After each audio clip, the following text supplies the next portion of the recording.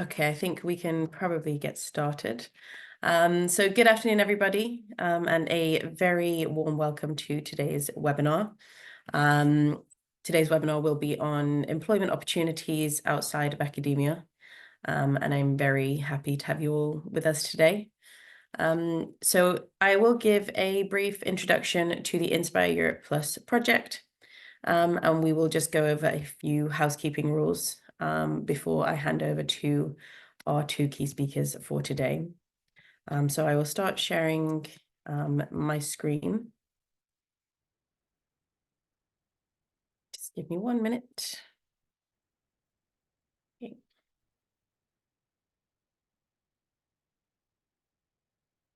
Great, so hopefully everyone can see my slides. So as I said, today's webinar is on employment opportunities outside of academia.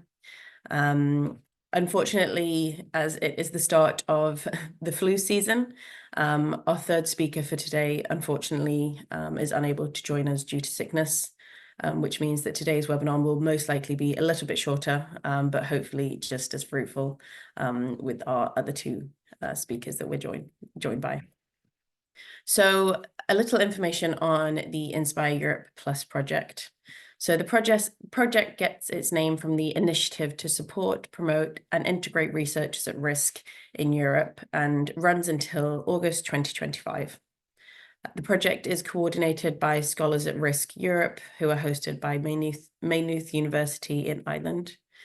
And SAR Europe are the EU organization of the Global Scholars at Risk organization, which many of you will have heard of.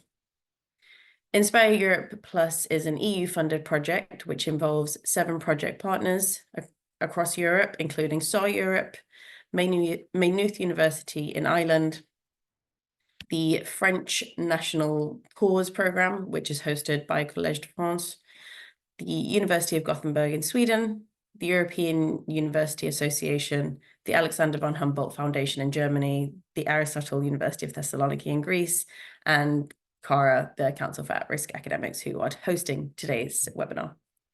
There are also 3 associated partners, including the Global Scholars at Risk Network, and CRU in Spain, as well as Scholars Rescue Fund Europe.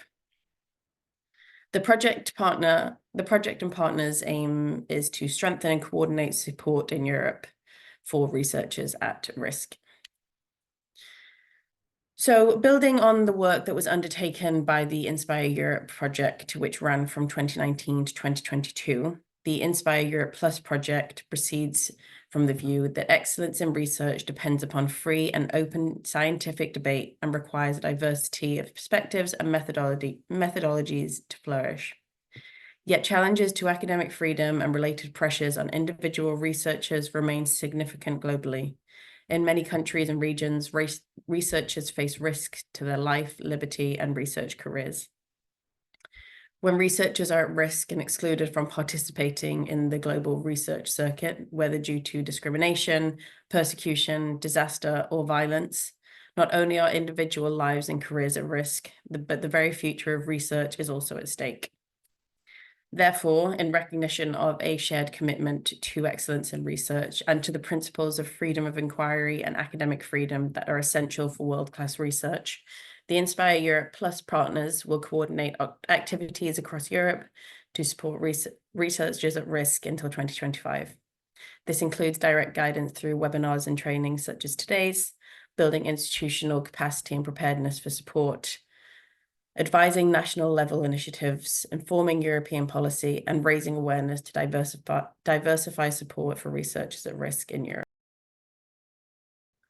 You will see that the chat function has been disabled, but your questions can be raised using the Q&A button, which you should be able to find at the bottom of your screen. If you don't wish for your name to be seen, please do ensure that you click the Submit Anonymously button before sending. When I am reading out the questions, I won't mention any names, but please do click the Submit Anonymously button if you do not wish your name to be seen. And we will also be sending a short survey following this webinar, which we would be most grateful if you could complete. But that is all from me. I am now going to hand over to our second speaker for today. I will let Amit introduce himself. But yeah, the floor is yours, Amit. Thank you, Lucia, and nice to see you all as well, if not in person, online. Sorry for my disheveled appearance. I'm down with COVID, but the beauty of technology is that despite having COVID, we can still chat. So that's useful. All of those listening, so hopefully I'll be able to share my experience in working. So I'm not working outside academia, first of all. But having said that, I have previously worked in industry in biomedical engineering. I worked in academia in collaborating with industry. My postdoc project was specifically working with original equipment manufacturer, UK-based manufacturer, collaborating with them. I have worked in NHS as a clinical scientist slash clinical engineer. So I have experience of working in healthcare sector as well. So and as a researcher, I am also at the moment working on commercializing my inventions in or making them spin outs. To become a company to take these inventions forward into healthcare space for people with spinal cord injury, stroke, cerebral palsy, that area. So hopefully, with my experience, even though I'm not working outside academia, I should be able to pass on some relevant information, if not valuable insights. So I'll try and share my screen because most of it is going to be pinpointing you guys in a specific direction, if you will. Lucia, can you see my screen? Yep. Great. I am the way I'm here is through our connections from UK Young Academy. So I'm a member of UK Young Academy. That's how Lucia knows me, and that's why the UK Young Academy logo there. And we're saying career outside academia, but it might be interesting to also explore. Sometimes, as Diala said, that getting a job, for example, beyond postdoc, if you don't want to keep doing postdocs because there are pros and cons. In postdoctoral fellowship, you're typically working on one specific project, and you might enjoy working on that. But when you move to a full-time academic position such as assistant professor or lecturership, the positions are few and far between. So typically, for a position, there would be equally qualified 50 applications at least. So that's the general number for any academic application. So if you are looking for a job where with your skill set, and especially if you enjoy teaching element, explaining complex things to different people, or you're going in depth and exploring some area in depth. If you enjoy that aspect of science and education, then maybe you want to look at further education. Now, further education sector is different than the higher education sector. Higher education sector is the university. So further education sector is the colleges. So if I click on this link, and this will take you to the if this opens. So basically, this is all of you might have come across this website. Visit jobs.ac.uk. So if you're looking for jobs within academia, this is the prime website, and which is called a jobs.ac.uk. Within that, they have a section called as FE Career Advice. So there is information about what is the further education, and that explains primary education, secondary education, and what are support roles in further education, guide to community teaching and learning. For example, how to make your CV for further education, cover letter, how to write a brilliant CV. This is very specific to this sector. So if you are interested in looking at looking for jobs which are in colleges, for example, in primary or secondary schools, then you might want to consider looking at this FE careers. And there are dedicated jobs website for further education. So considering that the audience have varied backgrounds, so if I go to, let's say, jobs in design and technology, so you can see various roles from lecturer, and it can be food and nutrition, construction. So I think, like university, further education covers everything from plumbing to psychology. Okay, so you might want to explore, and this might be just a pit stop for you for a year or so before you find different job, or you might enjoy and then just become a head teacher, which and by the time people become head teacher, they earn over £100,000. So that might be something interesting thing to look at, right? So so there are these careers available in FE jobs. And shall I literally pause for half a minute, Lucia? I'll just get my strepsils Of course, so yes. that I can talk. Yeah. Literally for a second. Yeah, thank you.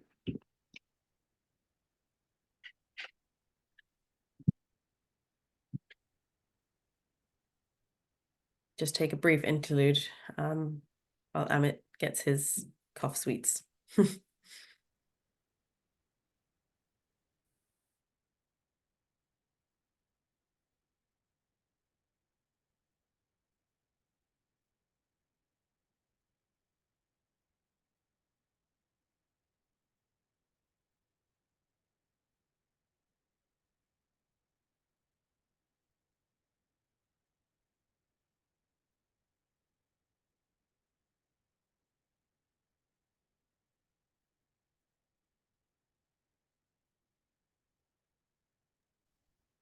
Whilst we wait, just a note that the links in today's webinar will be shared both when we share the survey, and they will also be made available on the Inspireurope website.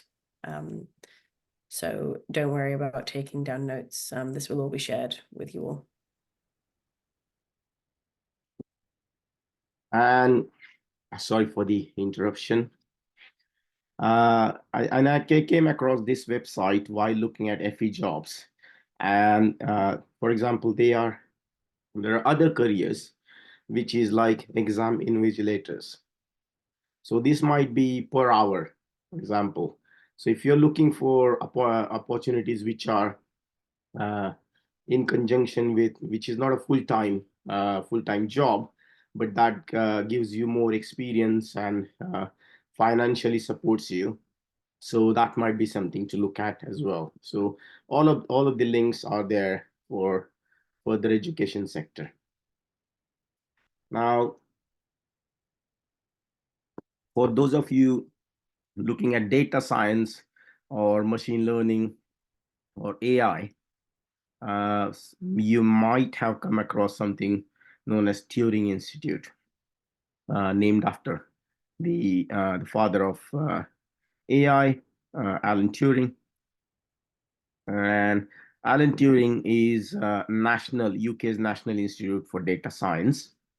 And there are what is called as the apprenticeships available. There are research jobs available through Alan Turing Institute, and Alan Turing Institute works on a number of research pillars, and the programs, if you can see, that artificial intelligence, that data-centric engineering, data science for science and humanities, defense and security, finance and economics, health and medical sciences, public policy, research engineering, urban analytics. So there is a lot of wide scope of the area, and you might actually find something, not necessarily in employment, but if you want to look further and try and get in touch with people where you can actually do apprenticeship, and go and work with Alan Turing Institute, which might make you inroads into data science, and perhaps find your job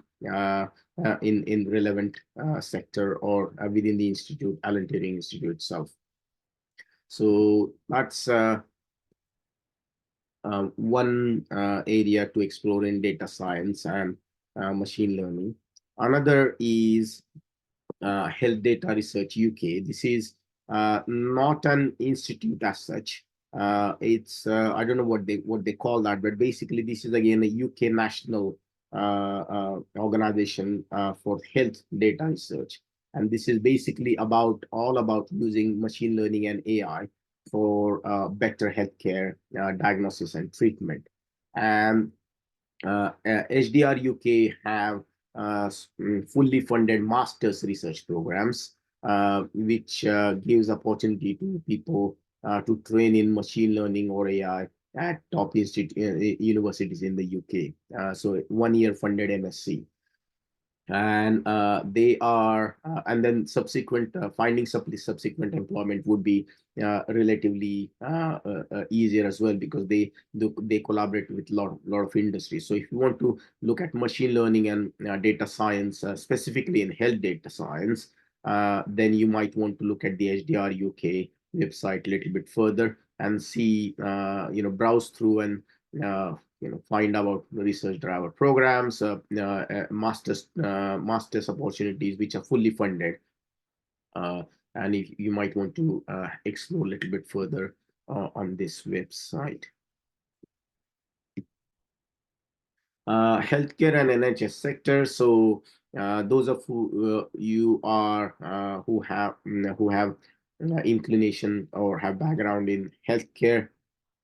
But interestingly, when I was talking to Lucia, healthcare, when we say NHS, we think typically of doctors, but it is not necessarily the only role available in NHS. So by just looking, if we, let's say, look at estates and facilities, just for the to make a point, the jobs available are from catering manager, chef, cook, to plumber, surveyor, tiler, bricklayer. So NHS is a big organization. So it's not only about doctors. So that is very useful to bear in mind. So for example, if you look at public health, so that is director of public health, environmental health professional, public health academic, public health nurse, school nurse, occupational health nurse. So there are really varied roles. If you are in psychology, look at the subheadings within that. So there is, and I know zero about this, but the reason for pointing you guys to this is because NHS is a big organization, and if your role somehow aligns with the areas, it's a fantastic organization to work with. So you might want to explore NHS Careers website, and the link is in the presentation. Now, while I was working in NHS, those of you are past your PhD or doing PhD, that's one thing. But there are, so for example, there is something which is called as Higher Specialist Scientist Training Program within NHS. And it comes under MSc, which is Modernizing Scientific Careers. So basically what this means is that it's a 5-year funded training program supported by a doctoral level academic award. What this means is that while you are doing, you're working, let's say you're working as a clinical scientist or clinical engineer, I don't know, phlebotomist or in radiology, while you're fully paid, being fully paid as NHS healthcare worker, then you are also working on your doctoral program, which is fully funded. So you are earning as an NHS employee, but at the same time you're training towards going for something which is called as the higher scientific training. Once you complete that 5-year program, then you go quite high up in seniority in NHS. So this is specifically targeted for people who are looking to complete doctoral level program. There is something which is called a scientist training program, which is again, I think for master's level. I'm not quite clear about that, so you might want to have a look at that, what's the eligibility, and whether you come out with master's or PhD.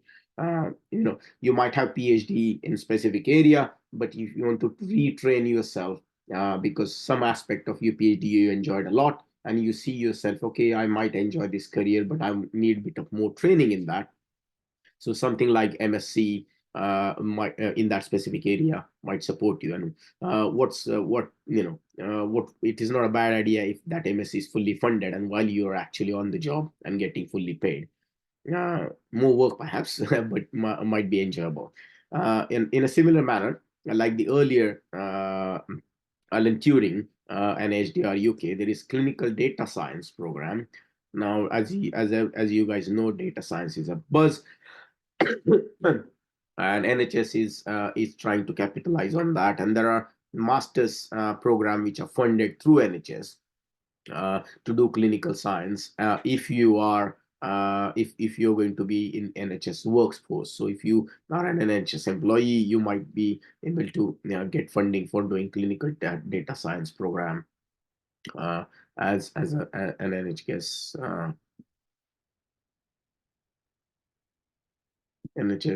employed person. So that's the healthcare sector or NHS sector. A bit of a quick tour. In terms of industry, one very interesting job board, if you will. If you're looking for jobs, typically the website which will come as indeed.co.uk, or that's like the first thing which comes in Google if you type for jobs. But prospects is specifically for graduates, and this is a very good website to look for jobs.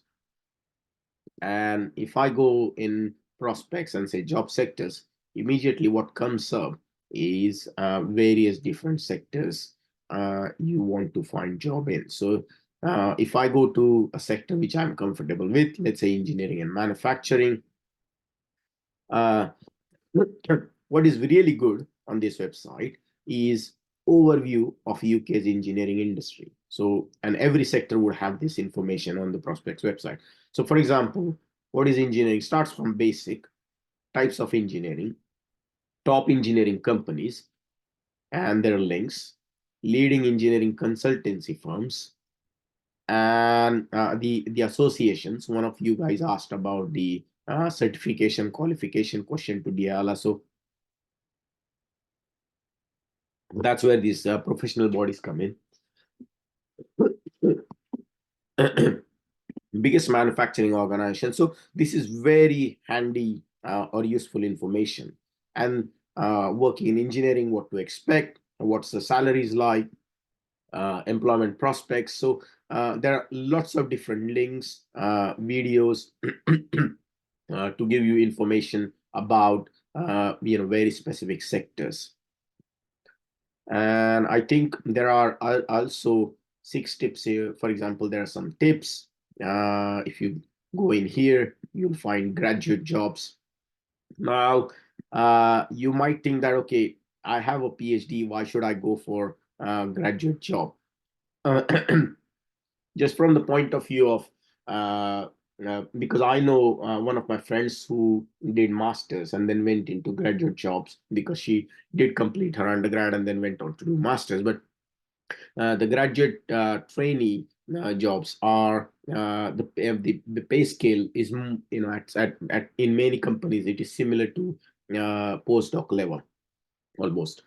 Second thing is that you have very nicely structured training program for you to actually accommodate and acclimatize and train you on the job for a couple of years. So by doing that trainee program as a graduate program, by the time you finish that, you will be really well versed into that industry. So despite it seems like a graduate job, you might want to consider looking at different opportunities within those graduate jobs. So I haven't done this, but just to look at, let's say, if we go accountancy and banking, so it also gives you top UK banking apprenticeships. So which are those, and the information about that if you happen to be from commerce background, let's say. Right. So so going back to the presentation slides.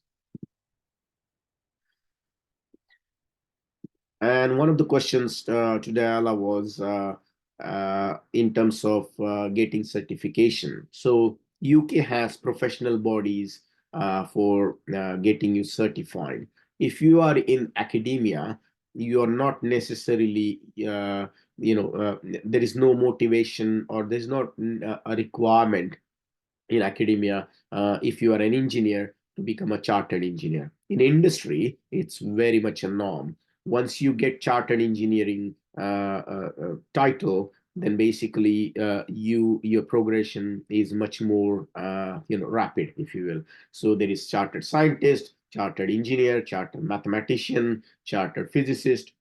There is something in terms of computers as well. So there are different professional organizations which basically give you this charteredship.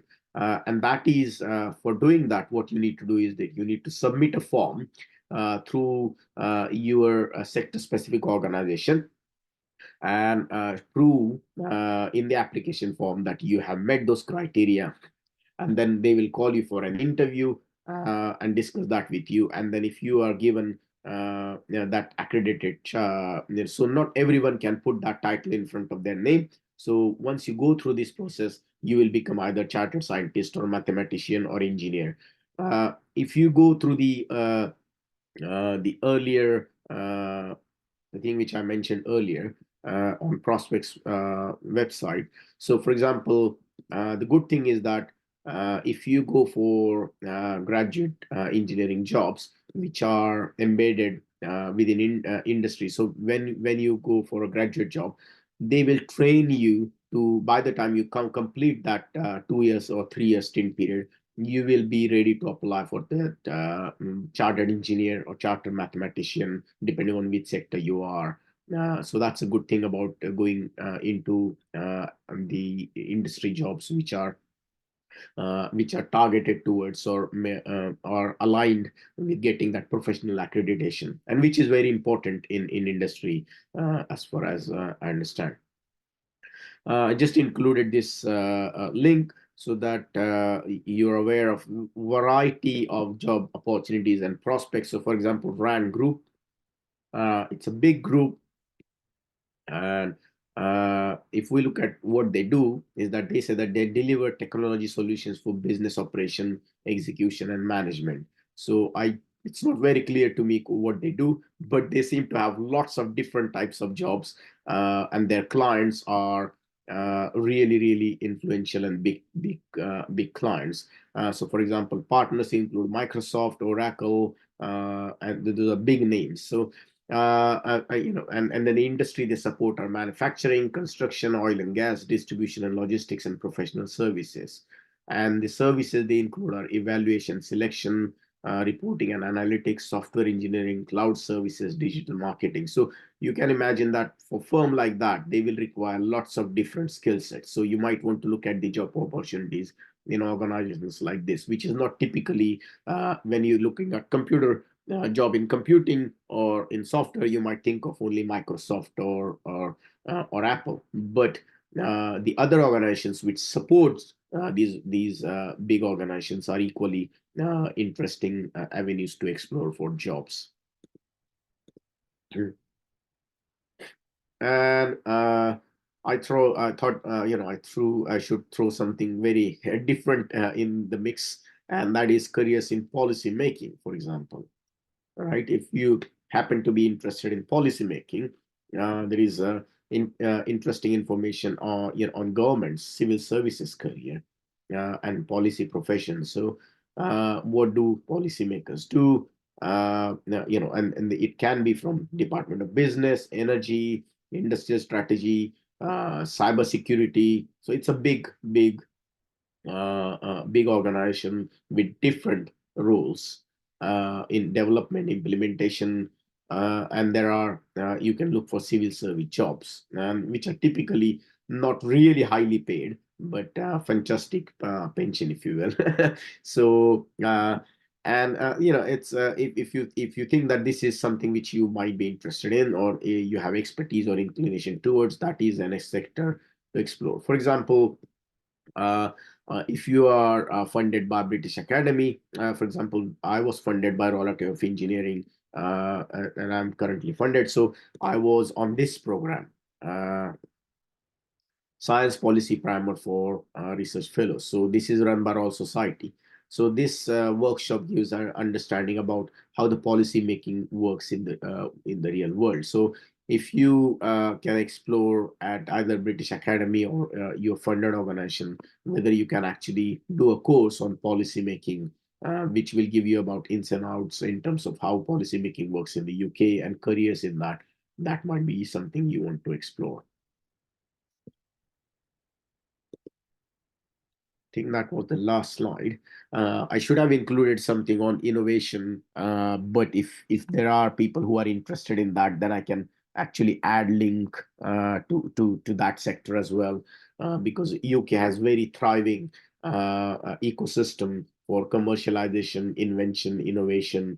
And if people are interested in that, then I will add links to and add a slide or two to this presentation.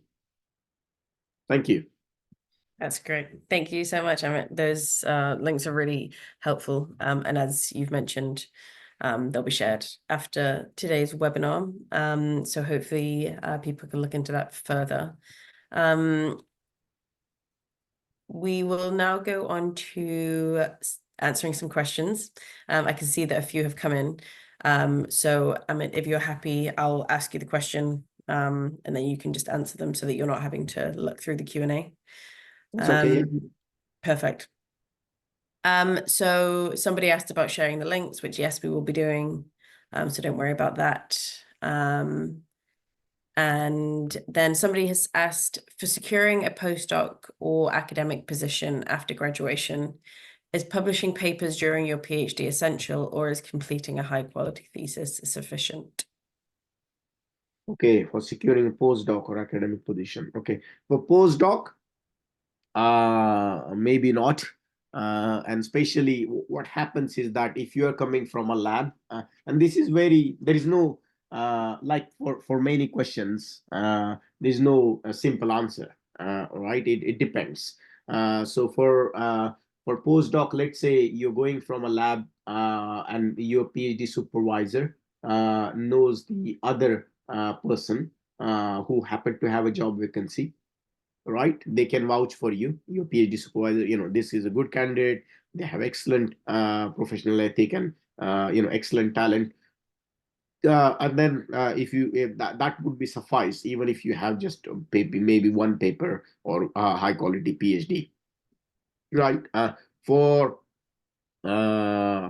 permanent academic position, I can only talk about science and engineering. I don't know about other areas of academia which are non-science. In science and engineering, not having papers is you wouldn't get shortlisted for permanent position if you don't have enough good quality papers for permanent academic position. Yeah.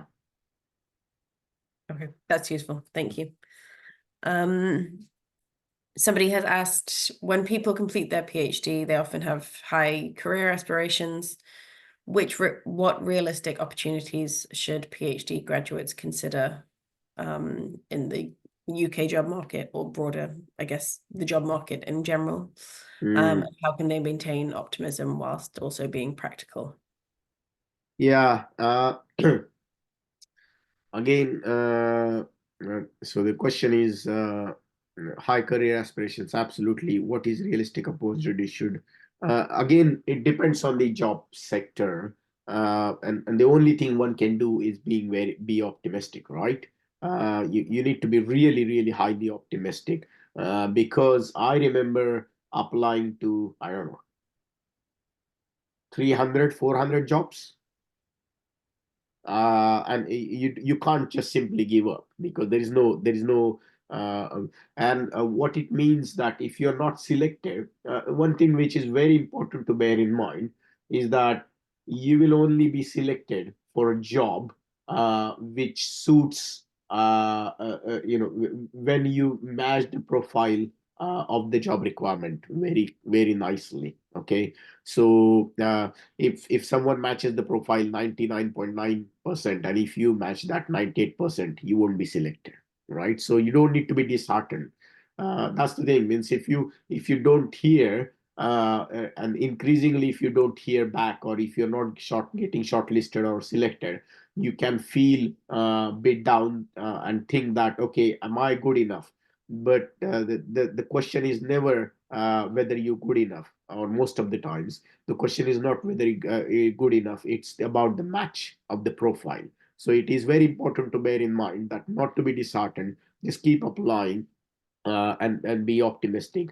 And what's the realistic opportunities? There are lots of opportunities, as you can see. There are and then another important thing to remember is that when you apply for a job, let's say you move from within academia, let's say you move from one lab where you're doing your PhD, finishing your PhD, to another lab who your supervisor know, or something like that. There is some connection at least. But when you're moving from academia to industry, there is no physical or personal connection. Someone doesn't know someone, right? And because of that, the only way they are able to judge you is through your cover letter and your CV. So it is really important that you tailor your CV and cover letter to the job requirement, and hence all those links where I'm signposting you, to make sure that when you write a cover letter and CV, it is very specific to that sector, and it is conveys your skills, highlight your skills which are specific to that job role. Only then you will get shortlisted. And yeah, I think that's what I would say. Yeah, that's helpful. I think it's really helpful to, acknowledge just how many job applications you need to submit before being successful. And, you shouldn't be disheartened if you don't get a response, or you're not getting selected immediately. It doesn't, mean that you're not a good candidate, just somebody's beat you. Somebody has asked, when should PhD candidates start their job search to secure employment by the time they finish their PhD? Earlier the better, I think. So for example, realistically, when you are into a final year, so if you think that you have 1 year to finish your PhD, it might be good point to start thinking about where you want to go.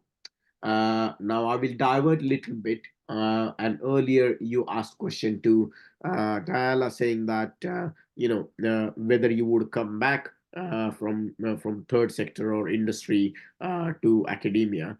The important point, in my personal opinion, is there are two different things, right? One thing is which is what is your personal interest, motivation, and inclination, right? What are you good at and what do you like doing the most? If you go into a job which you like doing the most, you will definitely succeed, right? Because you enjoy that. You don't think that it is a job because you like it. And if you are in that job, then your life is fantastic, right? If you are in a job which you are doing for the sake of doing, then you're miserable, and people around you are miserable, including your family members, right? So it is important to make sure that to choose a job or a job role or area of working which you like the most. Now, having said that, there is also equally important thing that, I like kite making, and that's what I enjoy. But is it going to give me, enough good income to support myself and my family, right? So there is practical consideration. So it is important to marry them too, and then see what you can come up with. So you might want to just literally sit down and think about what you really like the most within your PhD, within your area. You like in-depth analysis, you like computing area, you like talking to people, you like on the ground work, you like sitting behind the computer. what sort of work do you like, and think about, you can do that for rest of your life. And then think about, are there opportunities or close enough in that sector, whether that is academia or third sector or industry, and then try and find, what are the opportunities and explore within that. And I think, going back to the question, it's always, people who go outside academia, if you really like academia, and if you can't find job in academia, and hence you're going in the third sector, but you will get really valuable experience, and people will always call you back or welcome you from industry back in academia, because they want that industrial experience. So it is always useful to have industrial experience, and then you can actually jump back in academia. There are lots of different, again, I will include a link onto that, and while I'm talking, I can actually show you, share screen. So for example, if we look at,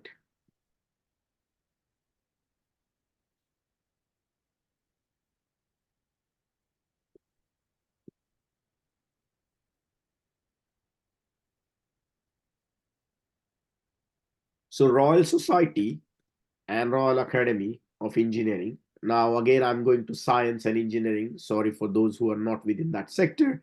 So these are industry fellowships. So where people from industry can go and work in university, okay? And people from university can go and work in industry.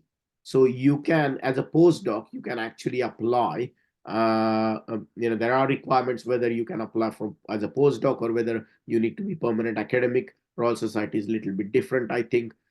So basically, there are channels of facilitation for going into academia, from academia to industry, and from industry to academia, and vice versa. So you might want to see whether that is something similar is also there for your own sector if you're not from science background, right? So, okay, so stop sharing. Have I answered the question? Yes, very well. Okay. So Yeah, no, that was really useful. I think it's also, great to acknowledge that just because you might move on to a job within industry, that doesn't mean you can't then return to academia at some point. And it might also be beneficial that you've, worked outside of academia, and it can play to your advantage. So I think that's a really helpful bit of information. I don't think there's that many more questions. I might ask one or two more, and then we can finish up. I'm conscious that we've gone over time slightly. Somebody has asked, and I'm not sure you'll be able to answer this one, but they've asked if, I'm paraphrasing slightly here, but whether those who have earned their doctorates from foreign institutions, so I assume by this they mean outside of the UK, outside of EU, how difficult is it to secure job opportunities, particularly I think that's where your other, because let's say if you earned okay, the foreign is a very big word. Let's say if you earn a PhD from Harvard, okay, so everyone knows that, right? MIT, okay, that's a no-brainer. But if you are have a PhD from a good institution, but it is not that well known, and then that's where the publications, depending on which academic discipline you are, good academic publications or monograms or book chapters or books, whatever is relevant to your sector, is extremely essential to show that you have done really top quality work. So that adds the credibility, that okay, I got PhD, and these to know, to show that I am a good quality researcher, high quality researcher. These are the outputs. So that's where the outputs are really relevant. On top of that, the supporting letter or reference letter from your current PhD supervisor, if they say in very glowing terms, this is the really good candidate, one of the tops I worked, top people I worked with, and they have really, they're a fantastic researcher, high quality researcher. Yeah. So I don't think that will then, even if someone is applying from Harvard, but if they got only one paper and you got three good quality papers, then basically you are on par, if you will. So evidence stacks up. So you might want to do bit more work, because they are not the institution which you have PhD. If the case is that the institution which you graduated with PhD from is not very well known, then you need extra evidence perhaps to support your credibility. Unfortunately, yeah. Yeah, that's very helpful. Thank you. I don't think there's I can't see any more questions that have come. Yeah, I mean, I can answer very quickly. Is there a salary difference with the same degree work in academia, non-academia? Absolutely. If you go in industry, I'm not saying NHS or third sector. I'm saying industry, as in oil and gas, manufacturing.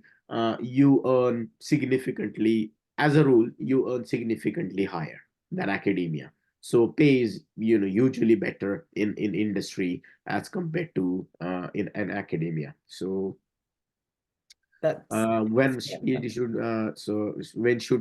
you guys look to start looking for jobs for secure employment?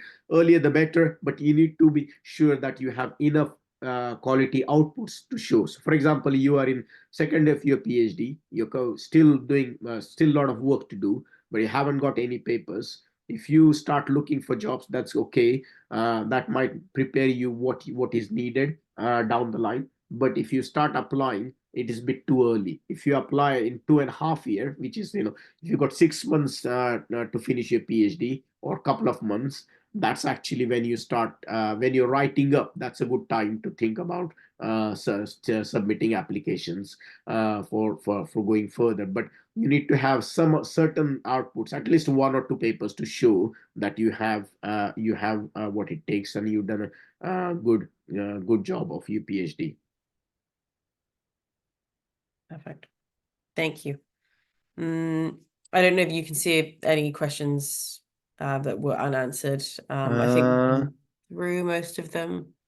Link to regarding innovation, absolutely, I will do that. How much time it takes to find a job PhD outside academia, with the PhD outside academia jobs, I have don't have experience of applying for jobs, but sometimes the process can be quite long-winded, because in university you typically apply for job, then if you're shortlisted, they will sorry, ask you for an interview. But in industry, at least in science and engineering sectors, the process could be 2 stage or 3 stage. So they might ask you to do some psychometric evaluation or cognitive testing, in the first application, then the second round, and the third round would be interview. So it depends. It depends significantly, varies from industry to industry and company to company. Every industry has a different process they follow. So it can take a time. So you might want to actually explore how much time it will take. You might also want to, for example, again, I will share screen and show in terms of area I know. So if I look at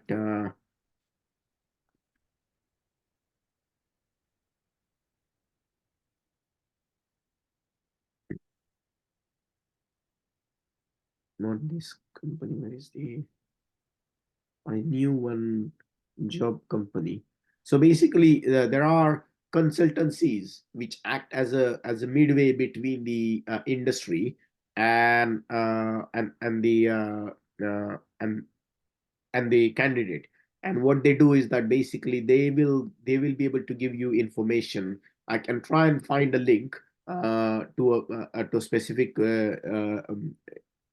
job board or institution which acts as a middleway or a middleman between the so for example, let's say there is a British Telecom, company which installs fiber optic networks, and you are a optical or communications engineer, and you want to go and work with BT. But there might be a company which works in between, which takes your application and then sends it to BT. Those are the people who would be able to answer your question and, okay, what are the interview stages, how much time it might take. So you might want to actually talk to those companies which are in the middle, rather than talking to British Telecom, because British Telecom might not answer your questions. So and then you might want to find out what's the typical process and how much time it might take to get a job, and what the process entails. Hopefully that answers the question. Yeah, I think so. That's really useful to share another link as well. I'm conscious that it's now 1:10. So I think that's probably as many questions as we have time for today. But as Amit, you've said, you'll be sharing all the links that you've mentioned today, which will be really useful. If anyone has any specific questions that they would like answering, please pass them on to me, both for Amit and Diala, and hopefully they'll be able to answer a few of those if they get a chance. But if not, the links will be shared with you, so you'll have all of the information that we've discussed today. And yes, so thank you so much, Amit, for today, especially. I know you have COVID, so we really appreciate you taking the time to join us today. Before we finish, I just need to share my screen again, and go through a few final points. And then Amit, I will let you close. So just, I will share my screen once more before we finish for today.